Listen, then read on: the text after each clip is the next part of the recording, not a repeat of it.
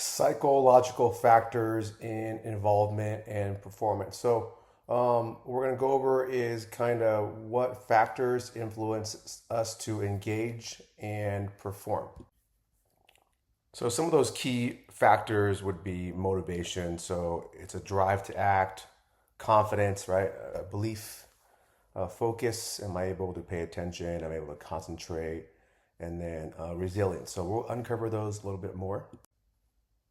So with motivation, there's both like an internal or intrinsic or an external or intrinsic. So an internal can just be like, hey, I just like doing this. This is fun for me. Whether that's playing basketball or going to school or just working out. And there's extrinsic or external, right? Like you're training, you're working out to get ready for a wedding, or you want to lose X amount of pounds or gain X amount of muscle. That's going to be external or intrinsic, and there's a reward attached to it. So both play a role. Just from my experience, I find that the intrinsic motivation usually lasts a little bit longer, but motivation can kind of bounce between the two. So yeah, external is more reward based, while internal is more of like an internal drive to do something or to complete something. So with confidence, typically people who are confident are seen as like risk taking or have low fear. I think what helps confidence, right, is having good past experiences, or you visualize something that you've done before. So those are two things that can really help with confidence. It's like people say like, oh, if you're playing basketball, if you play one time, you're not very confident. But the more you do that task, whether it's basketball or something else, you tend to get more confidence by doing the task. So a lot of it is just mastery, just doing that thing over and over and over. So focus and concentration is another factor. You guys may have seen it in the gym, or for yourselves, or you do something to kind of block everything out, right? So whether you go into a separate room to study, or you put on headphones, you lock into a certain type of music. I think it's a good way. A lot of things I like to do for focus and concentration is a concept called chunking or segmenting. So, sometimes in school they tell us you got to study for 2 hours or read for 2 hours. I think you can do that, but you don't need to do that all at once. So I can chunk up time where I spend, hey, you know what, for the next 10, 15 minutes, I'm going to lock in and read this, right? So chunking works as well. You can do that with other things outside of school.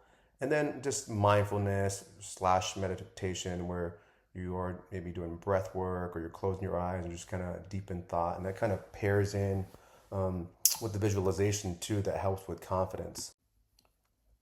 I think the factor that gets talked a lot about is resilience, right? Are you able to bounce back? You get knocked down metaphorically, are you able to get backed up? And it's the ability to be able to adapt and thrive in any situation, right? So if I'm an athlete, I got to be able to adapt to, it's a little bit hot today, or a little bit cold, it's raining, and or the turf isn't right. So resilience is the ability to adapt and thrive, and recover from any setbacks that we may encounter. So, with increasing our psychological factors, we want to have some autonomy. So, we are in control of our feelings. And I think that comes from realizing that we are more in control of things that we can control, and there's just things that you can't control. So, the more we realize that, the easier things are going to be. And in terms of competence, right? The more I am doing this task or studying for X, I should feel more confident in my abilities to do that task, right? And then I think having other humans around. So this is a little bit harder with online class, but connecting with individuals typically enhance resilience, right? You can talk about things, share things that you're going through or they're going through, and that's going to kind of help you or help each other. And then in for the application piece, right? I think if you do these things, it tends to help in sport and fitness, and in the classroom as well. So a way to see if this stuff works is journal, right? Hey, let's or just journal to see where you're at. Hey, I meditated for 5 minutes today, 10 minutes, or I went for a walk. I think the walk is also great because you're also getting some activity. And if you're going outside, you're getting some nature or just outdoors, and then you're also kind of meditating. And some people do that with music or without.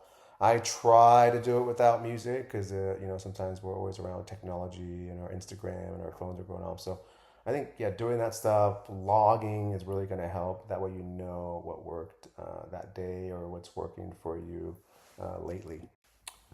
Yeah, this goes in line with the journaling too. Just kind of sitting down, reflecting, really thinking back on your day. You can also journal this or blog it. I find that doing a combination, it's not always gonna be the same, right? Like I might do journaling for a while. I might blog for a while. I might talk to someone for a while. These things are always going to change. It can change based on the thing that you need or the thing you're working on, or it can just change because you want to do something else. So you always want to reflect on things, whether it's journaling or sitting down, just kind of taking a couple moments for yourself before. So hope this helps you guys understand these psychological factors that influence sports performance a little bit better.